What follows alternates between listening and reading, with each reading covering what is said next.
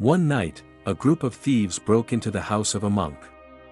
The house was empty except for a single blanket, which the monk was using as a covering while lying down. It was a cold night, and the monk began to cry, not out of fear of the thieves but from sorrow.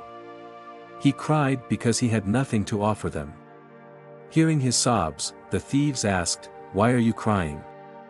The monk replied, "You came here, this is the first time anyone has given me such an honor. You gave me this opportunity.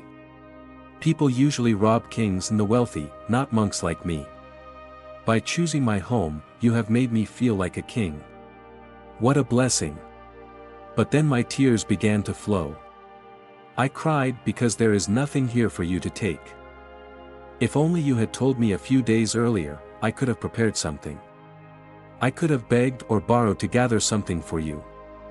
All I have now is this blanket. Please take it. I beg you not to refuse, as that would deeply hurt my heart. The thieves were astonished, unable to understand such a person.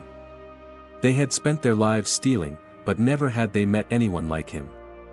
For the first time, they felt ashamed. For the first time, they bowed their heads before someone. Not wanting to hurt his feelings, they reluctantly took the blanket.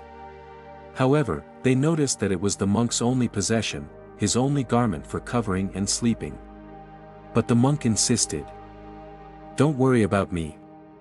I am used to living this way. Besides, you ventured out on this cold night when even the dogs are huddled in their shelters. Take the blanket quietly, and next time, let me know in advance if you're coming." The thieves, thoroughly unsettled, hurriedly left the hut. As they stepped out, the monk called out, "At least close the door behind you and thank me." The authority in his voice was so compelling that the thieves actually thanked him, closed the door, and ran away. The monk stood by the window, watching them disappear into the distance.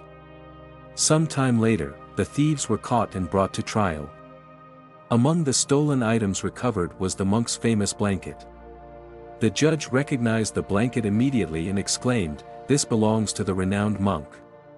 You even dared to steal from him." The monk was summoned to court. The judge said, "If the monk testifies that this is his blanket and you stole it, we won't need further evidence. His word carries more weight than 1,000 witnesses, and I will impose the harshest punishment possible." The thieves trembled with fear as the monk arrived in court. But when asked, the monk said, "No, these men are not thieves. They are kind and virtuous people. I gave them the blanket as a gift, and they even thanked me for it. Not only that, but they were so considerate that they closed the door on their way out." The judge released the thieves, following the monk's testimony. The monk added, "Do not punish them, they are dear, good-hearted people." Overwhelmed with emotion, the thieves fell at the monk's feet and begged him to accept them as disciples. They renounced their old ways and embraced a new life. Later, the monk laughed and said, "I gave you the blanket so you could walk the path of renunciation. You couldn't have resisted its power. It carried the essence of my prayers, the energy of my meditation. Its presence was filled with the fragrance of my inner stillness. I knew it would lead you back to me. That day, you came as thieves, today, you have returned as disciples. I always knew, because no one is truly bad at heart." This story reminds us that true wealth is not found in material possessions but in the kindness of our hearts and the strength of our spirit. The monk's generosity and understanding show us the incredible power of compassion. It can transform lives, not just our own but also those of others. If we can embrace humility and love, even in the face of hardship or loss, we can bring light to the darkest paths of others. Remember, each of us has the power to change and inspire. Every day is an opportunity to choose goodness, to give without expecting anything in return, and to uplift those around us.